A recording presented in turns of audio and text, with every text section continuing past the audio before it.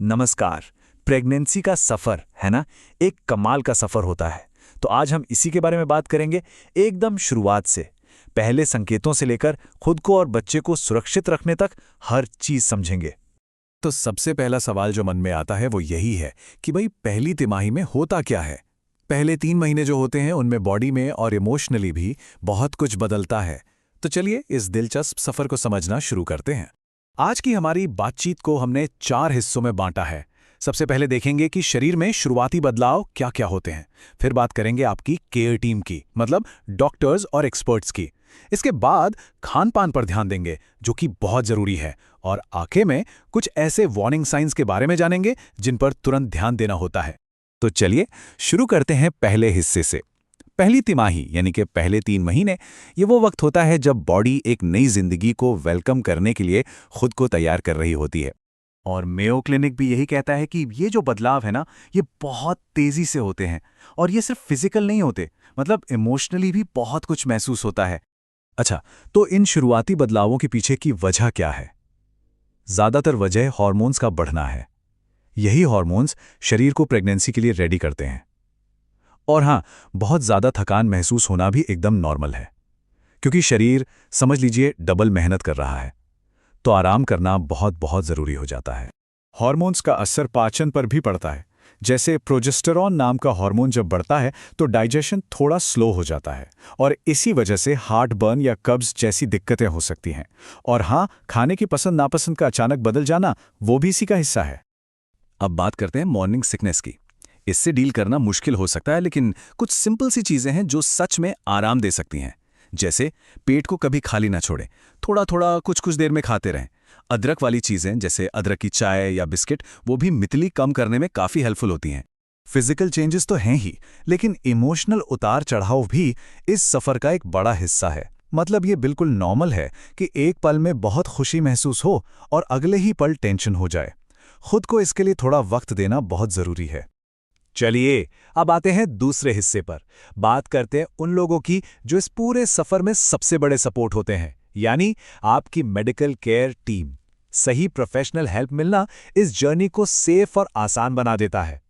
OBGYN, ये शब्द तो सुना ही होगा। ये वो डॉक्टर होते हैं जो प्रेगनेंसी से जुड़ी हर चीज में एक्सपर्ट होते हैं। मतलब प्रसूति और स्त्री रोग दोनों के स्पेशलिस्ट। आसान भाषा में कहें तो ये प्रेगनेंसी और फीमेल रिप्रोडक्टिव हेल्थ के एक्सपर्ट्स होते हैं।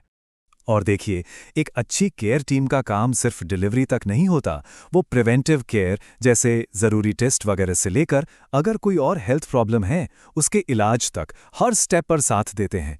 ये एक तरह का कंप्लीट केयर सिस्टम है जो ओवरऑल हेल्थ का ध्यान रखता है। तो अब आते हैं एक बहुत बहुत ज़रूरी टॉपिक पर, न्यूट्रिशन यानी कि पोषण। देखिए, नेशनल इंस्टीट्यूट ऑफ न्यूट्रिशन भी यही कहता है कि सही और बैलेंस्ड डाइट ही माँ और बच्चे दोनों की अच्छी सेहत का बेस है। जरा इस सैंपल डाइट चार्ट पर नजर डालते हैं जो खास तौर पर उत्तर भारत के हिसाब से है। इसमें हर मील के लिए काफी अच्छे बैलेंस्ड ऑप्शन दिए गए हैं। जैसे ब्रेकफास्ट में दलिया या पराठा, लंच में दाल रोटी सब्जी दही का कॉम्बिनेशन। इससे एक आइडिया मिलता है कि रोज के खाने को हेल्दी कैसे बनाया जा सकता है। यह एक इंटरेस्टिंग चीज है कि इन दोनों हिस्सों को एक साथ देखना चाहिए। जैसे लेफ्ट साइड में बताया गया है कि कौन से फूड ग्रुप्स जरूरी हैं, अनाज, दालें वगैरह, और राइट साइड में है क्या करें और क्या ना करें। तो अगर आप इन दोनों को मिलाकर देखें, क्या करें में है हरी पत्तेदार सब्जियां शामिल करना, और एक बहुत जरूरी क्या ना करें है तंबाकू और शराब से बिल्कुल दूर रहना। प्रेगनेंसी में वजन बढ़ना तो जरूरी है, लेकिन कितना बढ़ना चाहिए ये हर किसी के लिए अलग अलग होता है। ये डिपेंड करता है प्री प्रेगनेंसी BMI पर, यानी बॉडी मास इंडेक्स पर। जैसे अगर BMI नॉर्मल रेंज में है तो कम से कम 10 किलो वजन बढ़ाना रिकमेंड किया जाता है। अगर कोई अंडरवेट है तो थोड़ा ज्यादा, और ओवरवेट है तो थोड़ा कम। और अब हम आते हैं सबसे जरूरी सेक्शन पर। ये हैं कुछ अर्जेंट वार्निंग साइंस, मतलब ऐसे संकेत जिन्हें कभी भी इग्नोर नहीं करना चाहिए। ये जानकारी सेफ्टी के लिए बहुत बहुत जरूरी है। तो सबसे पहली और सबसे जरूरी बात है अपनी बॉडी को सुनना। CDC का कहना है कि कुछ सीरियस सिम्टम्स सिर्फ प्रेगनेंसी के दौरान नहीं, बल्कि डिलीवरी के 1 साल बाद तक भी दिख सकते हैं। तो अलर्ट रहना हमेशा जरूरी है।